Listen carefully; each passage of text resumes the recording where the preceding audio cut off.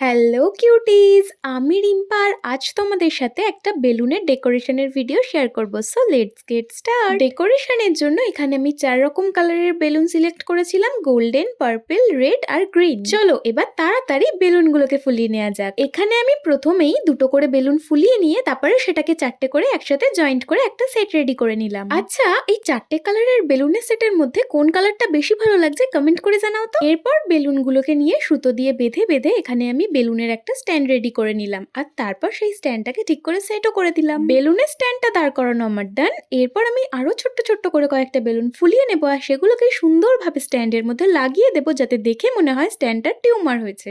এখানে একটা মজার বিষয় ঘটেছিল, মিকি মাউস গুলো ফোলানোর জন্য কোনো পাইপ দেওয়া হয়নি, তাই জন্য আমরা এখানে একটা স্টিলের স্ট্র দিয়ে এগুলো ফোলাচ্ছিলাম আর নিজেরাই হেসে হেসে পাগল হয়ে যাচ্ছিলাম।